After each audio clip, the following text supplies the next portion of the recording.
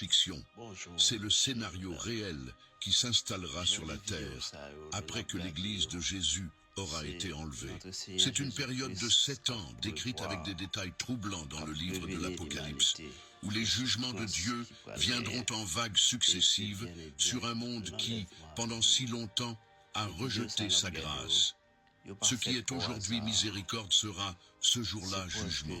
Et au milieu de ce chaos, la Bible annonce l'ascension d'une figure que le monde accueillera comme une solution, mais qui est en réalité le plus grand piège de l'histoire. Apocalypse 13 décrit l'Antéchrist, un dirigeant charismatique avec des réponses à tout, doté d'un pouvoir surnaturel et proposant un ordre mondial qui séduira des milliards. Il mettra en place un système de contrôle économique où personne ne pourra acheter ni vendre sans une marque. Cela paraissait insensé il y a 100 ans. Aujourd'hui, avec la technologie déjà existante, cela semble être une question de temps. Dieu le savait. La Bible l'a annoncé. Ceux qui resteront et refuseront de se soumettre au système de l'Antéchrist feront face à une persécution brutale. Mais, et cela est important, la Bible dit aussi que même durant cette période, il y aura encore le salut. En Apocalypse 7, une multitude innombrable de toutes les nations viendra à Jésus pendant la tribulation, payant de sa propre vie la foi qu'elle n'a pas eu le courage de vivre auparavant. C'est le chemin le plus difficile.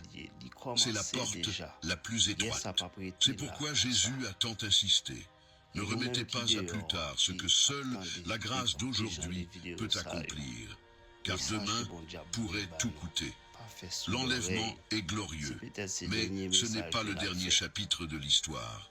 Un moment encore plus grand est réservé dans les plans de Dieu, un moment qui fera s'arrêter le monde entier, qui n'aura besoin ni de caméra, ni de retransmission en direct, ni de confirmation d'aucun journal. En Apocalypse 19:11, la vision est celle d'un ciel ouvert et d'un cheval blanc, et sur lui se tient Jésus, non plus le serviteur souffrant de la croix, mais le roi des rois, le seigneur des seigneurs, avec un nom écrit que plus personne ne pourra nier.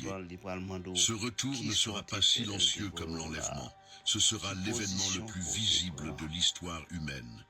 Jésus reviendra pour juger les nations avec une justice parfaite. En Matthieu 25, il décrit ce moment. Lorsque le Fils de l'homme viendra dans sa gloire, toutes les nations seront rassemblées devant lui et il les séparera.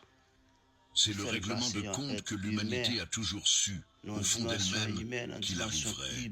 Puis viendra le royaume millénaire, 1000 ans de gouvernement juste de Jésus sur